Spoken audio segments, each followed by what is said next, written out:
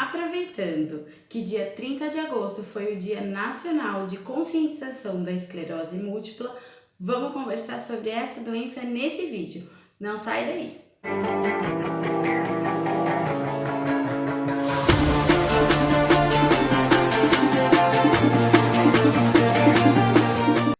A esclerose múltipla é uma doença neurológica, crônica e autoimune. Isso significa que as células de defesa do corpo atacam o próprio sistema nervoso, provocando algumas lesões. A sua causa ela ainda é desconhecida e a doença afeta em sua maior parte pessoas do sexo feminino, caucasianos entre 20 e 50 anos. A Associação Brasileira de Esclerose Múltipla estima que nós temos 35 mil pessoas portadoras da doença no nosso país. Infelizmente, é uma doença ainda sem cura e o tratamento consiste em amenizar os sintomas e diminuir a velocidade da progressão da doença. Os sintomas mais comuns são fadiga, talvez o mais comum e o mais incapacitante da esclerose múltipla.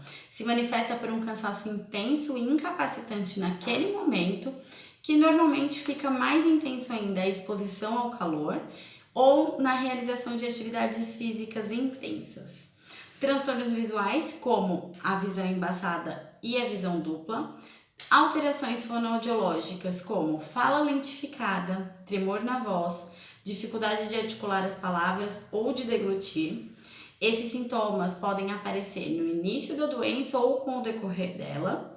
Déficits de equilíbrio e coordenação, que podem vir acompanhados de fraqueza muscular e quedas constantes. A espasticidade, caracterizada por uma rigidez no membro ao movimento, mais comum na doença em membros inferiores. E os transtornos emocionais, podendo haver sintomas depressivos, de ansiedade, transtornos de humor e irritabilidade. O médico responsável por esse diagnóstico é o neurologista. Então, ao se deparar com alguma suspeita ou se você tem algum desses sintomas e ficou com dúvidas, o médico que você deve procurar é o neurologista, porque é ele que vai conduzir da melhor forma o diagnóstico e o tratamento.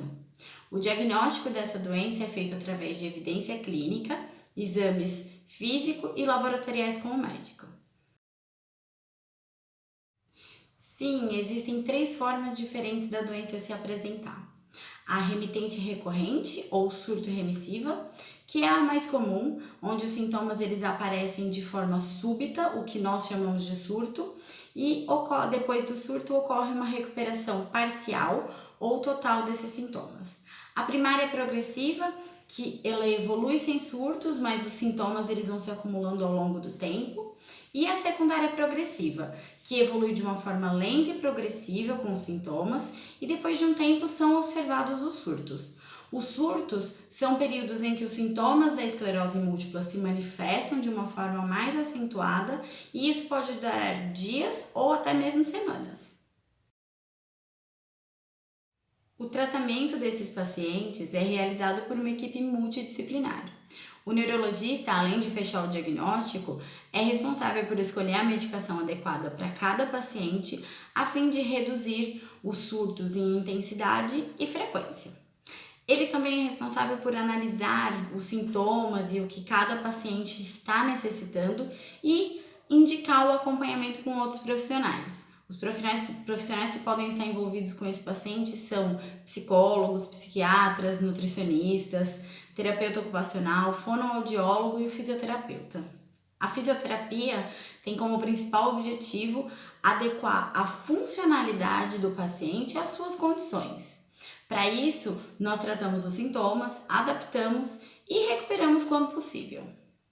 As sessões para esses pacientes devem ser acompanhadas por um fisioterapeuta que tem uma pós-graduação ou uma especialização em neurologia, porque esse profissional ele está capacitado e ele tem conhecimento e condições para avaliar o quadro do paciente e prescrever o exercício que é adequado para essa patologia.